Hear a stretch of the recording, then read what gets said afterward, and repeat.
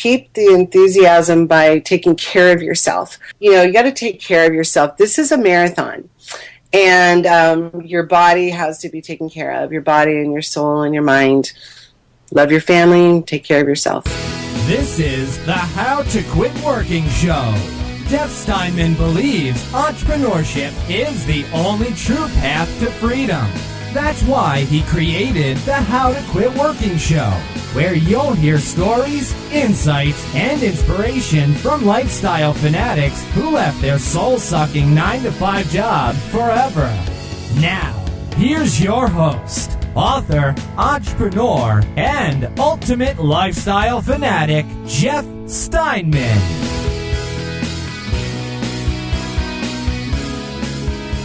Hello and welcome to the How to Quit Working Show. I am really excited about today's show because not only is my guest, Teri Gault, just a really fun, cool, inspirational person, but she's also done some really amazing things. She's created thegrocerygame.com, which is now a $1 million business that is doing really well. And here's the thing that's so fascinating about this website that she's created. She created this back around the, I guess we call it the turn of the century, because it was back around 1999. She created this business when everything on the internet was so much harder than it is today. You know, a lot of things have come along that have really made getting online a lot easier, and Teri did it when it was really tough. She did it very successfully, and by the way, she refers to herself as a technophobe. Well, she's not a technophobe anymore, as you'll hear on the show, but you know, I hear from a lot of folks that say that they're intimidated by the technology, or they're intimidated by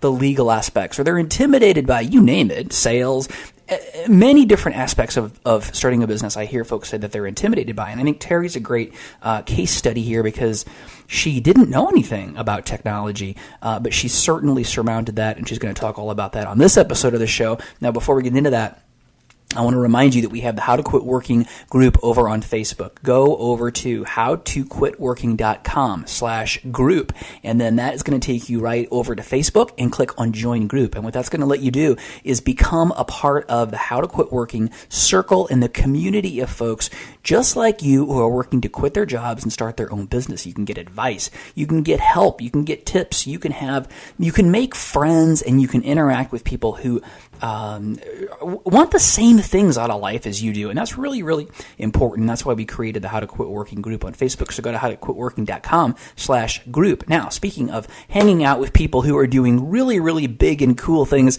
let's talk to Teri Gault of The Grocery Game. Teri, welcome to the How to Quit Working show.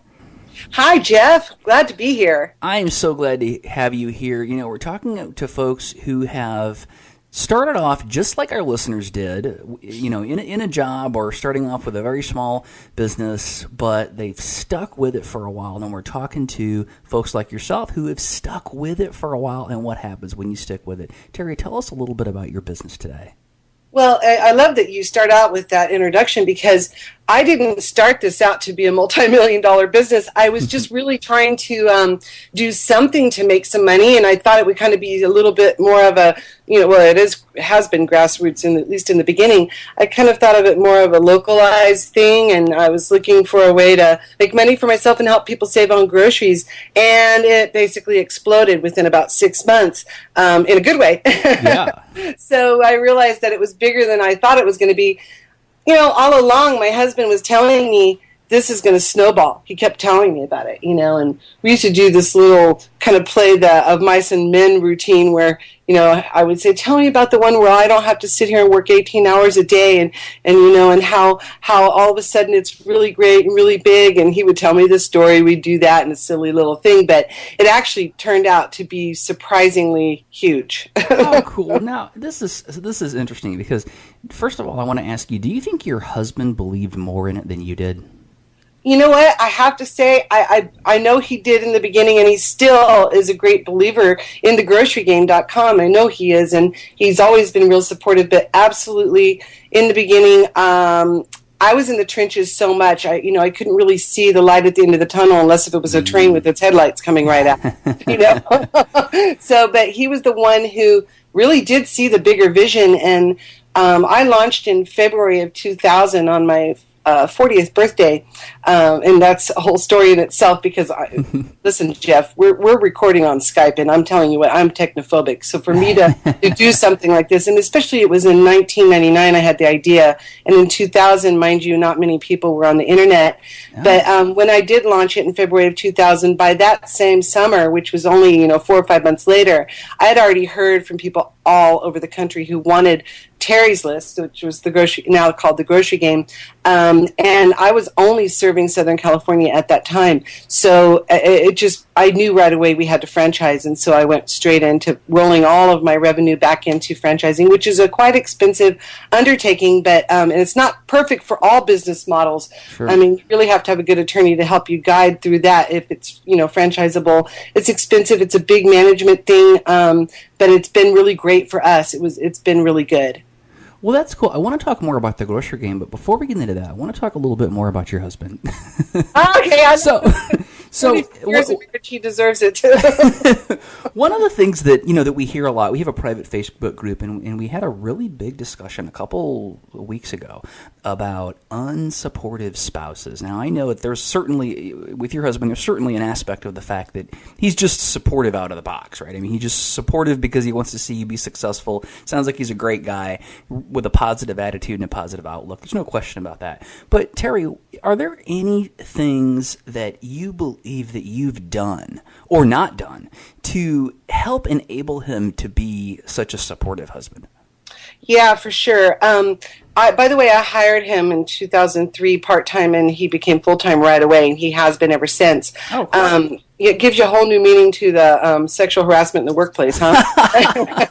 But some of the major things that, I stand by firmly, and that is we keep business out of the bedroom, but we also keep it out of our personal lives. When we go to dinner, or when we sit down at dinner at home, or when I say I'm clocked out, we're clocked out. He'll bring up a topic. He's kind of not able to compartmentalize, so we'll call this compartmentalizing. Uh-huh. It's very important to be able to be mindful of your family and of your family time and of your husband, your spouse, your wife, whatever that may be, and then to stick to that. And it's a discipline. And so I'm the one that always has to remind him when he'll bring up something like, oh, by the way, how did the such and such go today, blah, blah, blah, because we always have a lot of new exciting developments. Mm-hmm. And albeit exciting, it still shifts the focus away from the time that we have together. So you've got to compartmentalize, and I think that's really important. Mm.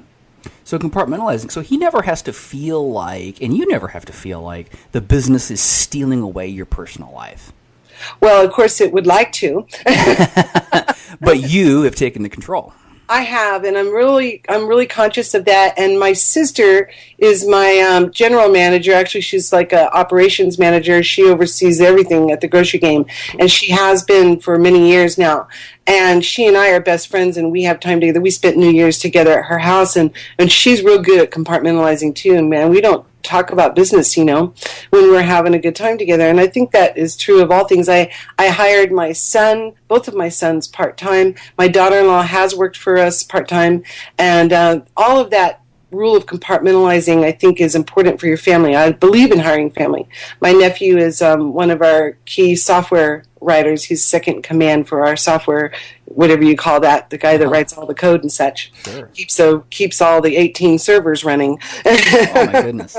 So makes me tired just thinking about it. We try not to, and of course I was with him on New Year's as well at my sister's house. And so, you want to keep the business in one part and then keep your family life separate. And you know what? That's good for your soul anyway, Jeff, because when you're an entrepreneur and you run your own business, it is all to you. I mean, it has to be. Otherwise, it's not going to be successful if it's not real high on your priority list, but you can't let your family take second place. You just can't. Yeah. And I mean, I say that with, I spent the last decade flying 150,000 miles a year, and that was an average of 22 hours flight time in the air per week, going to my franchise territories, usually 3 cities per week nationwide, and then I would spend a week in New York once a month. And that took a lot of time away from my family. So the compartmentalizing on the weekends, if I came home for the weekends, was real important for me to just say, this is all I do. I'm with my family this weekend. So, it's doable, and it's good for you. Awesome. Awesome. Well, tell us a little bit more about the grocery game. TheGroceryGame.com is the fastest and easiest way to save on groceries, whether you use coupons or not. We actually just launched something called the no coupon way to save. So that's wonderful because some people have experienced coupon fatigue, not our members, of course. Coupon fatigue. Yeah. I don't know if we coined that phrase or not, but it's been coming on for some time, if not always. I mean, coupons are not for everyone. We still at thegrocerygame.com primarily have our membership based with people who use the all access, the full access, which is with coupons and rebates and everything else. And that savings is an average of $523 a month for a family. That's $6,000 a year in your pocket. So it's very robust. It really works, and it's the fastest and easiest way to save, like I said before. So it's a lot of fun. And we just launched the no coupon way to save right before the new year, and it's great to see that people can log in and compare prices among us up to 14 stores in your area and type in the word yogurt and find the cheapest yogurt right now. So that's really cool. Very cool. Uh-huh. So really, you give consumers a way to kind of figure out what stores to go to and what products to buy to save the most money? Yeah, that's right. And the thing that's most important about it is it's for people who are not, even if they are coupon pros, they can save a ton of money and time, more money, and lot more time with our software because it's all custom in the way it works in our databases and the way they're driven to make it easy to gather coupons and such. But if someone has not ever done coupons at all, and even if they hate coupons, they could do the no coupon way, but they could also do the full access, which is a way to, it makes you a pro the first time you step foot in a store. I mean, it's awesome. Oh, wow. So, yeah, I mean, you save and you just kind of, and there's actually an endorphin rush. It got named the grocery game by people who were using Teri's list in the beginning. They were saying it's like a game. It's like I get to win every week. And there is an endorphin rush. It's like a runner's high that you get when you're gambling or running or something like that. And I still get it. Even when I'm almost done filling my cart and I'm heading to the checkout, going down my last aisle, I start getting this endorphin rush because I know I'm going to save it. And I'm the one that, I've been doing this for 14 years, plus sometimes shopping 5 times a week in different cities with TV news and whatnot. And that thrill never ends. Kind of like if you've ever been to New York and if you fly into Newark, New Jersey, and you head in through the Lincoln Tunnel, as many times as I've been to New York, there's still this endorphin rush that comes when you go through that tunnel and it's going to open up on 42nd Street. And, I mean, it's amazing, It's that endorphin rush. Yeah. So. Well, I think we all love saving money. I love saving money. I don't think I have paid full price for a piece of clothing. I mean, I couldn't tell you the last time I paid full price for a piece of clothing. Well, That's how much I love a bargain. Well, it's because you're a smart businessman, too. And I think people in business are good with their money in terms of saying, hey, I'm not going to blow money on this when I know I can buy the same thing over here for less. I always say my slogan in life is don't pay full price for anything. I'm also known as a haggler. But it's a different kind of haggling. It's the kind of friendlier, gentler haggling. But it works, and I feel sick if I have to pay full price for something, I think we're kindred spirits. What's that? I think we're kindred spirits. Yes, we are. And I mean, it is definitely a wonderful thing to be able to get, I'm saying, all the best things, the same things that you would always buy. I mean, whatever you like to eat, there's a way to find it cheaper. I mean, there's different stores, different sales every week. We had steak last night. We had the best ribeyes ever last night, and they were bought on sale for $5.99 a pound. I mean, they were choice, by the way. Cool. So, we can eat like kings and still save money. Awesome. Teri, of all the types of businesses you could have started a pet grooming business. You could have started a home decorating business. You could have started a law firm. You could have started a real estate company. Why the grocery game? Well, thanks for your vote of confidence. I was a musician and primarily a union musician, and I was performing in schools also, and also a grant writer. So I kind of had 3 jobs, but they were all music related. And I was all the while involved in saving money with coupons, and I had been since I was even a kid.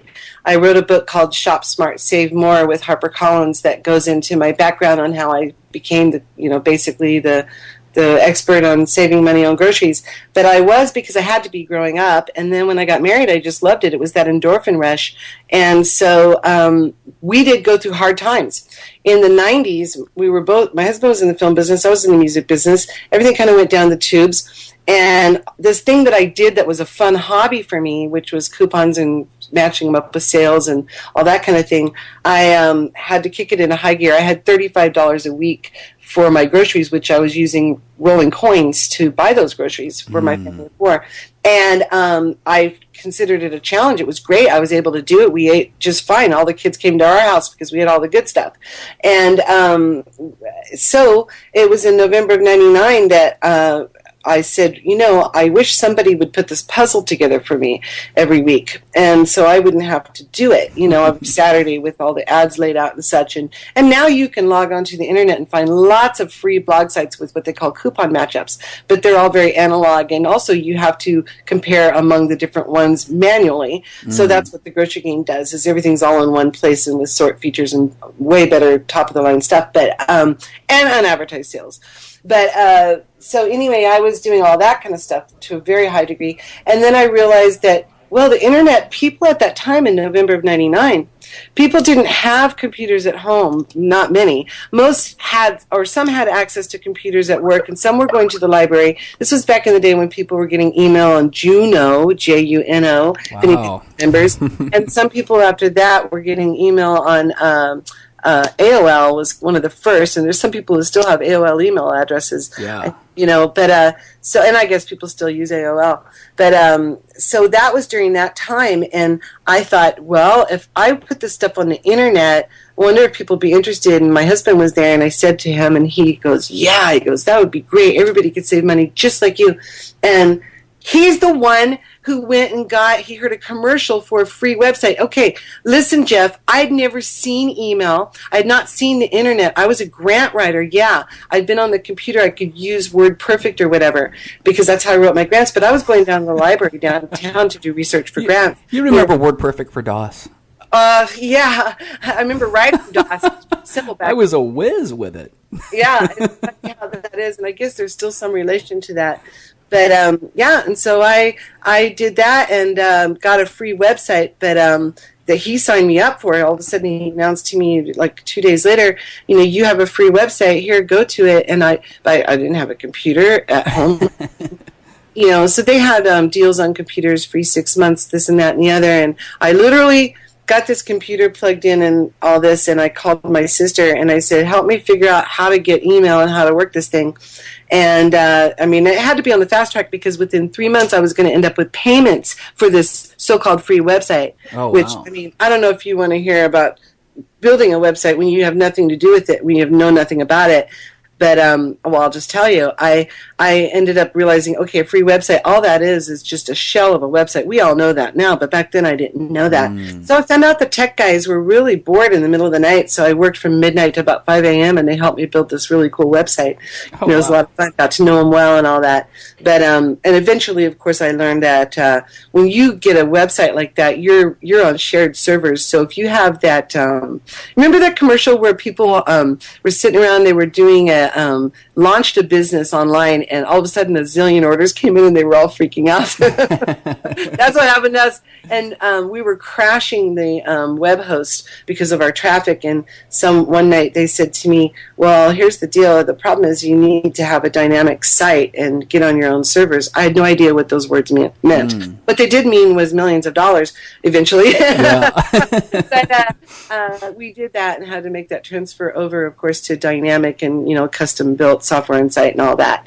And we're on 18 dedicated servers, of course. So that's how I got into this business, and it wasn't what I expected. And in fact, I had some friends that I was performing with at the time in music, and one of them said to me, we were on the way back from a gig, and nice guy, and I love him to death, but he said, he goes, you're making a big mistake. He goes, your passion has always been music. You're going to die doing that business. And that's interesting. Yeah, and I heard that, and I knew in my heart that he was wrong, and I didn't let it affect me because it literally didn't. It bounced off of me, and he didn't mean it to hurt me. He was caring about me. And, and so I don't perform in music anymore. I did for a while, but I was an early Renaissance boy soprano, and that requires, first of all, exercising 30 minutes a day your voice, and you have to really be in it. I mean, it's a hardcore type of music and recording, and so I couldn't continue to keep that kind of schedule with building the business. But I was able to buy box seats at the Hollywood Bowl later and go enjoy other people doing it. Cool. So I don't feel bad about not doing the music anymore. I still enjoy listening to it, and I still have friends I go watch perform. That's all good. But yeah, I did take that business away from me because I couldn't do it all. But I think there are so many lessons in there. I'm not even sure where to start to extract the lessons. But the first one that I think I want to point out is you are a self-described technophobe, and you started basically an online business in 1999 when the internet, frankly, was way harder than it is now. Yes, you're a good listener, Jeff. I try. Thank you. But and I think that the thing that I just would want our listeners to hear is that it's possible. I think so many folks get scared off by the technical aspects of it, and here I think your story just illustrates beautifully that shouldn't be a roadblock for anyone. And the other thing that I think is so interesting is that, and this is a lesson that it has taken me a long time to learn, and it's been really hard for me to learn, but you got this advice from your musician friend, and coming from his perspective, if we were to step back and look at the information that he had and where he was coming from with his intent, he probably did all the right things, right? But what you were able to do is you were able to trust that inside of you knew that wasn't right, even though he was working with a valid set of facts and a valid set of information, and he was coming from a place of sincerity and a place of wanting to help. You were still able to say, you know what, I got to go with what I know. Yeah, and this is really important that you're touching on this, Jeff, because going forward as an entrepreneur, I've had to be very careful about who I talk to at all, if anyone, any of my friends, about our developments and the things that we're doing. I don't, because first of all, no one can really know the inner workings of what you're dealing with and how you project the future of where your company should go. There's no way they can get a barometer for that. And so if you open up that door in a conversation with a friend or even a family member to any degree, the likelihood of them either putting something out there that would make no sense whatsoever and is not even, doesn't even apply to what you're doing, but worse yet, that it would just fatigue you. You don't have to go through jumping through hoops of trying to convince someone that what you're doing is right when you know it is. Now, where that comes in is with the ones that you have trusted within your company. I have a full-time corporate attorney, and that's because we're franchised, and he's like my brother. So that's the one I speak to. I speak to my managers and my supervisors about anything in the different departments. If it's quality control, I go directly to the quality control manager. I don't go into discussing where we're going with this company. And even, in fact, I do some developments with only speaking with our general manager and my corporate attorney, because I don't want to have everybody weigh in on what they think, because they don't really know all things. There's a line that has to be drawn, and it's not a solid line. It's a gray line. Sure. I do duck into our different departments, customer service, our quality control, and marketing in different areas. I have logins to everything. We work on a lot of Google Docs. I check in, not every day with all those departments, but I do just look in and just see kind of how things are going, click on a few things, click around, take a look, just to keep myself in it, Yeah. I have a meeting with my general manager every morning at 8 a.m. That's my sister. Mm-hmm. And it's, every morning at 8, it's maybe 30, 45 minutes, sometimes an hour, but that's how we do things. And so, keeping your words few about your business to people who aren't going to understand, and they're not going to contribute to your process, and they can also wear you out. You only have so much energy, and you don't need to send your pitch. And even when I'm out traveling, a lot of times, I sit down and I fly first class because I fly so much, I get the free upgrades. And, the first thing you know, you're sitting next to a business person who says, so what do you do, blah, blah, blah. And I try to tell them in a nutshell, and oh, what's your elevator pitch? Well, I'm not going to pitch to you right now. Yeah. It's like, I'm sorry, it's nice to have a conversation. Let's talk about the snow in Chicago, Sometimes that's better for me. I'm not in sales anyway. So that's definitely something to be careful about, is who you let in to your journey as an entrepreneur. Because some things can be said that can be really hurtful, and could bring you down and take you off course. It's good to get the counsel of the wise, but it's not good to just engage in that with all people. I think what you're giving our listeners is permission to trust themselves, and also saying, you know what, if there's people out there that don't get it or don't think it's a good idea, it's okay. Oh, yeah. And I think, too, speaking to women, I am a woman, we're very verbose anyway. So that's something to guard against, too, as a woman, to be careful, because we also seek approval a lot. And I'm a mom, so moms want to please everybody. So you're not always going to make everybody happy, or they're not going to understand. I actually have recently formed a new company that is not related to the grocery game or groceries at all, and it's has to do with app development. And I don't talk about it much because we're actually going into the Play Store by this Friday. And then we have another app that's heavily into development right now, the second one right behind it, and 2 or 3 more behind that. And I'm partnered with a very large company that is well known, which I won't say right now. But I'm saying this to you, Jeff, so your listeners can know that even my best friends and most of my family don't know what I'm doing right now, because I don't have time to tell them about it. And first of all, I don't want those secrets out on what these apps are. Sure. So, one of them is going to rock the world. The first one that's coming out this Friday, it's going to change. It's a game changer. So, cool. And so that's too much energy, and of course I'm excited about it, so I want to talk about it, but I have to keep that with my corporate attorney, who is also helping me with the contracts and user agreements on those projects as well. So cool. So our technophobe now has started an app company. I just wanted to throw it. Yeah, I now know what UIs and wireframes are.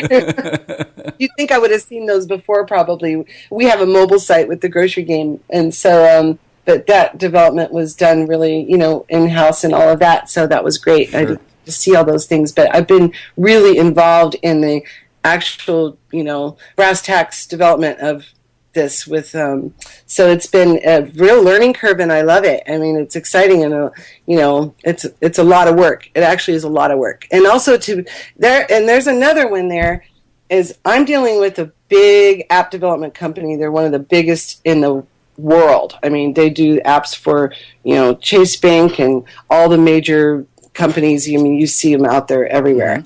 And it's actually a very high up person with the company that I'm working with. But Cool. So when I do this, I have to stick to my guns. When I look at those UIs, which stands for user interface and wireframes, they're just static images. I have to look at that, and I have to tell them, no, I know this isn't right. This is what I have to have. And even though I've never done it before, but hey, I've used apps, and I've also been in development on tons of my own software, so I trust myself, and guess what? I'm right, and they fix it, and they make it right. So you have to, even if you're into doing something that's new to you, trust your gut instinct. Do your research. I've done tons of research. So it's exciting. Amazing. Teri, what's the biggest lesson that you've learned on this journey of yours? I would say to roll with change and look for a change ahead of time. Be proactive about change. That it's always going to be changing. We're in the tech world. We're on the internet. Of course, that's going to change. But our whole world has changed a lot. Retail has changed everything. So embrace change. You have to be a friend of it. You have to look for it. You have to want it, and be ready to change constantly. Look for change, be ready for it, embrace it, love it. Yeah, Who Moved My Cheese is a great book that I always tell people. I love that book. It's I know. I'll put a link to that below the show. It's about 2 little mice who one of them deals with change well, and one of them does not deal with change very well. and what happens in that. Teri, amazing stuff. Teri, what's the last piece of advice that you want to leave our listeners with? Well, I would say keep the enthusiasm by taking care of yourself. I just got back from a hike, as I told you right before we did this, and I don't look great. I'm not like, some really, hot-bodied, hard or anything, but, you got to take care of yourself. This is a marathon, and your body has to be taken care of, your body and your soul and your mind. Love your family, take care of yourself. Amazing, amazing advice. Teri, where can we go to get more information about you and the grocery game? thegrocerygame.com. thegrocerygame.com. We're going to go there, and we are going to save some money on our groceries, and we're going to learn more about this great company that you created. Teri, thanks so much for coming on the How to Quit Working show, and thanks for sharing so kindly and generously with our listeners. I appreciate it. I know they appreciate it, and I wish you the best of luck with your apps and the grocery game and everything else you do. My pleasure. Thank you, Jeff. I love when we have guests on the show that prove you wrong when you say all these things that I know you're saying in your head, because everybody says these things. I say them myself, but we say things like, well, I can't do this because of this, I can't do that because of that. A lot of people will say you can't work with family. Well, Teri certainly proves that that's not true. Teri proves that you don't have to know about technology to start a business. She proves that you don't have to know about technology to start a web-based business. So what a great episode, and what great stuff from Teri. Now, if you're working to quit your job and start a business, you've got to get your expenses under control. That's a really important part of quitting your job and starting a business, is really understanding your expenses and getting them under control, and saving as much money as possible, because you need money to deal with your transition, and you need money to invest in your business. And what a great way to do that than to go to thegrocerygame.com and see if you can save some money on your groceries, because that's a huge expense for all of us. I think for families, that's one of the biggest expenses. So go to thegrocerygame.com and see if you can save some money on your groceries and have fun with it. Make a game of it. Now, speaking of getting really serious about quitting your job and starting a business, if you'd like somebody who's been successful, someone who's done it, someone like Teri, who knows the ins and outs and the pitfalls and the things that you need to do and not do when you're starting a business, go over to howtoquitworking.com/coaching and get more information about How to Quit Working coaching, and find out if that's something that might help you. Reach out to Heather and have a conversation with her about the coaching, because it's really, really something that I'm really excited that we have brought this on to How to Quit Working, and that we're now doing it, because it's a way for us to really, really be serious and provide just the everything that you need to quit your job and start a business. And I'm excited that we're providing this. So go over and check it out, howtoquitworking.com/coaching. Now, when we come back next time, we're going to talk to another amazing entrepreneur just like you, who quit their job and started a business. And I can't wait to talk to you then. Meanwhile, I'll see you over in the circle. Thanks for joining us on the How to Quit Working show. Tune in next time when we'll talk to another amazing person just like you, who is now living the ultimate life of freedom and doing it on their terms. If you want to learn how to quit working and get these episodes delivered directly to you, visit howtoquitworkingshow.com.